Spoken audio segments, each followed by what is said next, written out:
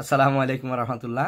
প্রিয় ভিউয়ার্স, প্রিয় ইমানদার মুসলমান ভাই বোনেরা, সবাইকে স্বাগত, শুভেচ্ছা, অভিনন্দন জানাচ্ছি, ভালোবাসা জানাচ্ছি আমাদের এমআরএস টিভি 12 চ্যানেলের পক্ষ থেকে। আমরা প্রতিদিন এই চ্যানেল থেকে দুপুর 2টা বাজে একটা করে হাদিসের ভিডিও আপনাদের সাথে শেয়ার করি। আজকে হচ্ছে 147 নম্বর ভিডিও। 147 নম্বর ভিডিওর ভিতরে খুবই গুরুত্বপূর্ণ ছোট্ট একটি হাদিস আপনাদেরকে পড়ে শোনাবো। আমি হাদিসগুলো পড়ে শোনাচ্ছি আমার জীবনে আমল করতে পারি যাতে, এবং আপনারাও শুনবেন আমলের নিয়তে। এবং আপনাদের বাড়ির ভিতরে যে মুরব্বীরা রয়েছে, মা রয়েছে, বাবা রয়েছে, যারা অনেকে পড়তে জানে না, বা পড়তে জানে না, তাদেরকে হাদিসগুলো শোনাবেন।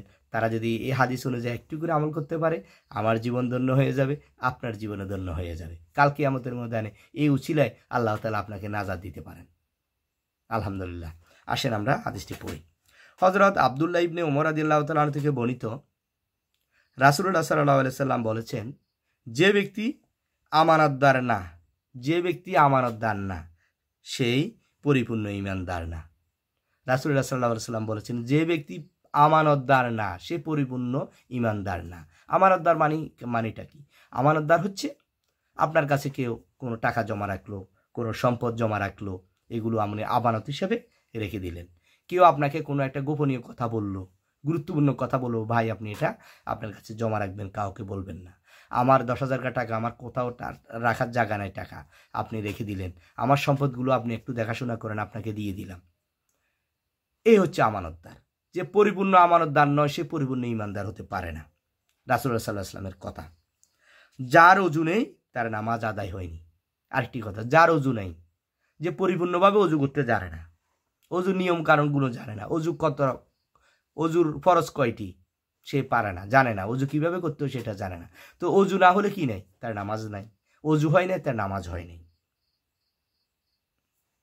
আর যে ব্যক্তি নামাজ আদায় করে না তার কোনো দিন নেই। যে 5 ওয়াক্ত নামাজ আদায় করে না তার মধ্যে কোনো দিন নেই। যে 5 ওয়াক্ত নামাজ আদায় করে না তার মধ্যে কোনো দিন নেই। শুধু নাম আছে, শুধু তার নামটাই মুসলমান, আসলে প্রকৃত সে মুসলমান নেই, প্রকৃত ঈমানদার না সে।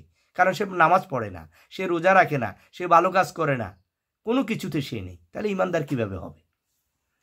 দিনের মধ্যে নামাজের মর্যাদা যেমন, দিনের মধ্যে যেমন নামাজের মর্যাদা যেমন, যেমন দেহের মধ্যে মাথার মর্যাদা। একটা বডির ভিতরে যদি তার মাথা না থাকে তার কোনো মূল্য নেই। সে একটা নিষ্প্রাণ দেহ, মৃত দেহ। যেমন আমার বডিটার ভিতরে যদি মাথা না থাকে তাহলে আমি কি আপনাদের সাথে কথা বলতে পারবো? আমার একটা হচ্ছে মৃত দেহ এটা। তো দিনের মধ্যে নামাজ হচ্ছে গুরুত্বপূর্ণ। যে ব্যক্তির, যে দিনের মধ্যে যার নামাজ নাই, যে মানুষ যে নামাজ পড়ে না, তাহলে তো তার কিছুই নেই, সে মৃত মানুষের মতো।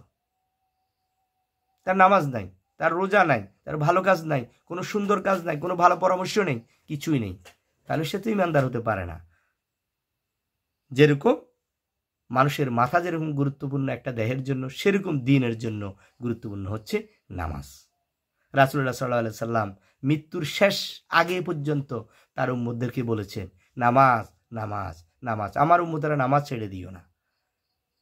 এক হাদিসে এসেছে, অন্য একটা হাদিসে এসেছে, আলী রাদিয়াল্লাহু তাআলা বলেছেন, রাসূলুল্লাহ সাল্লাল্লাহু আলাইহি সাল্লামের শেষ বাক্য ছিল হচ্ছে নামাজ। আমার উম্মতেরা নামাজ ছেড়ে দিও না, আমার উম্মতেরা নামাজ ছেড়ে দিও না। যখনই আজান দিবে তখনই তুমি মসজিদে চলে যাও, 5 ওয়াক্ত নামাজ আদায় করো। তাহলে অর্থাৎ মাথা ছাড়া যেমন মানুষ জীবিত থাকতে পারে না, তদ্রূপ নামাজ ছাড়া দিন বাকি থাকতে পারে না। তাহলে তার জীবনে দিন নেই, তার জীবনে নামাজ নেই। যার জীবনে নামাজ নাই তার জীবনে দিন নেই, সে দিনের মধ্যে নেই, সে শুধু নামে মুসলমান, নামটাই মুসলমান, শুধু তার মধ্যে কোনো দিন নেই, যে নামাজ নেই। এই জন্য 5 ওয়াক্ত নামাজ আমাদেরকে আদায় করে নিতে হবে। 5 ওয়াক্ত নামাজ যখনই আজান দিবে, শত ব্যস্ততা থাকুক, শত কাজ থাকুক, আজানের সাথে সাথে মসজিদে চলে যেতে হবে। তাহলে আমি দিনের মধ্যে আছি, আমি আল্লাহর জিম্মায় চলে যাব। 5 ওয়াক্ত নামাজ যে আদায় করবে, আল্লাহ তাআলা আমাদেরকে তৌফিক দান করুন 5 ওয়াক্ত নামাজ যাতে আমরা জামাতের সাথে আদায় করতে পারি। এই হাদিসটি এসেছে তাবারানী তারগিব গ্রন্থে, এসেছে 1246 নম্বর হাদিস। তো আমার প্রিয় ভিউয়ার্স, আপনারা যারা আমার হাদিসগুলো নিয়মিত দেখে থাকেন, শুনে থাকেন, আপনারা আমার কথা বলা, আমার কোনো ভিডিওতে কোনো ভুল হচ্ছে কিনা, কথা বলাতে কোনো ভুল হচ্ছে কিনা একটু কমেন্টস করে জানাবেন, তাহলে আমি নিজেকে সংশোধন করে নিব সামনের ভিডিওগুলোতে। আল্লাহ তাআলা আমাদের সবাইকে আমল করার তৌফিক দান করুন। আমিন। আসসালামু আলাইকুম ওয়া রাহমাতুল্লাহ।